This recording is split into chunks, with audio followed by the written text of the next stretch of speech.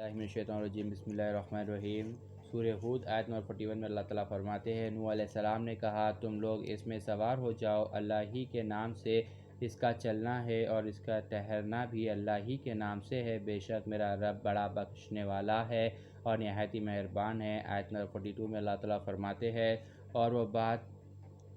پہاڑوں جیسے طوفان لہروں میں انہیں لیے چلتی جا رہی تھی کہ نوح علیہ السلام اپنے بیٹے کو پکارا اور وہ ان سے الگ کافروں کے ساتھ کھڑا تھا، اے میرے بیٹے ہمارے ساتھ سوار ہو جاؤ اور کافروں کا ساتھ چھوڑ دو۔ آیت نمبر 43 میں اللہ تعالیٰ فرماتے ہیں، نوح علیہ السلام کے بیٹا بولا کشتی میں سوار ہونے کے بغیر ابھی کسی پہاڑ پہ چڑھ جاؤں گا تو وہ مجھے پانی سے بچا لیں گا۔ نوح علیہ السلام نے کہا، آج اللہ کے عذاب سے کوئی بچنے والا نہیں سوائے اس شخص کے جس پر اللہ کی رحم فرمائے۔ اسی وقت میں باپ بیٹے کے درمیان ایک بڑی لہر آئی اور نوح علیہ السلام کے بیٹا ڈوبنے والوں میں ہو گیا۔ آیت نمبر 44 میں اللہ تعالیٰ فرماتے ہیں، جب نوح علیہ السلام کے کشتی کے سوا سب ڈوب گئے اور مر گئے تو اللہ تعالیٰ کا حکم دیا زمین کو، اے زمین اپنا پانی نگل جا، اور آسمان کو حکم دیا بارش رک جا، سو زمین کا پانی سوکھ گیا اور آسمان چپ ہو گیا، اور کشتی جو جڑی پہاڑ پہ جڑی وہ تو ایک جگہ ہے پہاڑ پہ رک گئی، اور فرمائے کہ ظالموں کے لیے رحمت سے دور ہوتے ہیں، ظالموں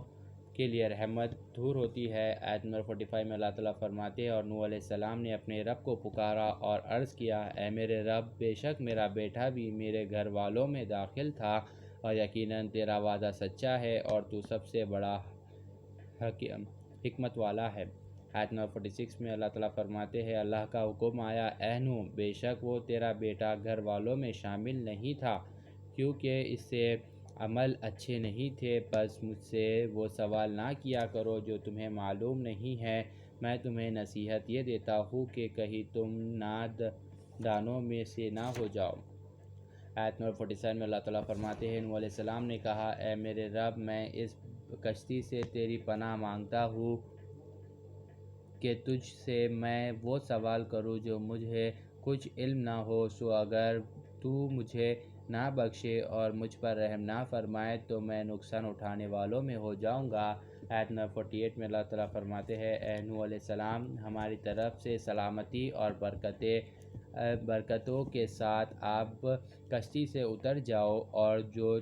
تم پر ہے اور جو لیولز پر ہے انہیں یہ لیولز یعنی جو کشتی کے اندر پورے فلورا بنے ہوئے تھے تو جو اس کے اوپر ہے،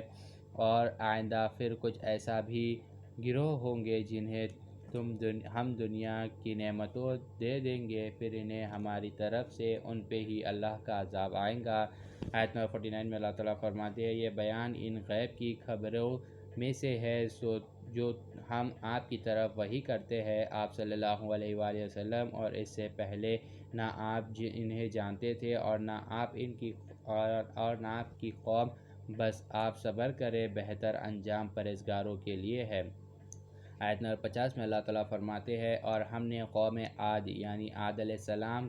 کی جو قوم تھی کی طرف ان کے بھائی ہود علیہ السلام ان کو بھیجا، انہوں نے کہا، اے میری قوم اللہ کی عبادت کرو، اس کے سوا تمہارے لیے کوئی معبود نہیں ہے، تم اللہ پر شرک رکھنے کا محض جھوٹی بات کہتے ہو۔ آیت نمبر 51 میں اللہ تعالیٰ فرماتے ہیں، ہود علیہ السلام نے کہا، اے میری قوم میں اس بات اور تبلیغ پر تم سے کوئی پیسہ نہیں لیتا، میرا اجر اللہ کے ذمے ہے جس نے مجھے پیدا فرمایا، کیا تم عقل نہیں رکھتے ہو۔ آیت نمبر 52 میں اللہ تعالیٰ فرماتے ہیں، پھر اور اے لوگو، ہود علیہ السلام نے کہا، اور اے لوگو تم اپنے رب سے گناہوں کی بخشش مانگ لو، پھر اس کی جانب سچے دل سے رجوع کرو، وہ تم پر آسمان سے بارش برسائے گا اور تمہاری طاقت بڑھا دے گا، اور تم مجرم بنتے ہوئے اس سے انکار نہ کرنا۔ آیت نمبر 53 میں اللہ تعالیٰ فرماتے ہیں، ہود علیہ السلام کی قوم کہنے لگی، اے ہود تم ہمارے پاس کوئی واضح نشانی لے کر نہیں آئے، اور نہ ہم تمہارے کہنے سے اپنے معبودوں کو چھوڑ دیں چھوڑنے والے ہیں اور نہ ہی ہم تم پر ایمان لانے والے ہیں۔ آیت نمبر 54 میں ہود علیہ السلام کی قوم نے کہا، تم اس کے سوا کچھ نہیں بول سکتے کہ ہمارے معبود میں سے کسی نے تمہارا دماغ خراب کر دیا، اس لیے تم یہ بات کر رہے ہو۔ ہود علیہ السلام نے کہا، بے شک میں اللہ کو گواہ بناتا ہوں اور تم بھی گواہ رہو کہ تمہارے معبود سے میرا کوئی تعلق نہیں جنہیں تم شرک کرتے ہو۔ آیت نمبر 55 میں اللہ تعالیٰ فرماتے ہیں کہ ہود علیہ السلام نے کہا کہ اللہ کے سوا تم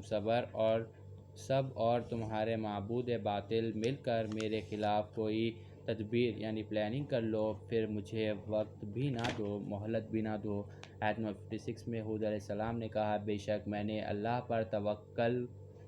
یعنی بھروسہ کر لیا ہے جو میرا بھی رب ہے اور تمہارا بھی رب ہے، کوئی جاندار ایسا نہیں یعنی اللہ سب جان کو پکڑے ہوئے ہے اور سب اس کے کنٹرول میں ہے، بے شک میرا رب حق و عدل میں سیدھی راہ پر چلنے والوں سے ملتا ہے۔ آیت نمبر 57 میں اللہ تعالیٰ فرماتے ہیں، پھر بھی اگر تم انکار کرو میں تو فائنلی وہ تمام حکم تمہیں پہنچا دوں گا جو اللہ نے مجھے دیا تھا، جنہیں لے کر میں تمہارے پاس بھیجا گیا تھا، اور میرا رب تمہاری جگہ کسی اور قوم کو ریپلیس کر دے گا اور تم اللہ کا کچھ نہیں بگاڑ سکو گے، بے شک میرا رب ہر چیز پر نگہبان ہے۔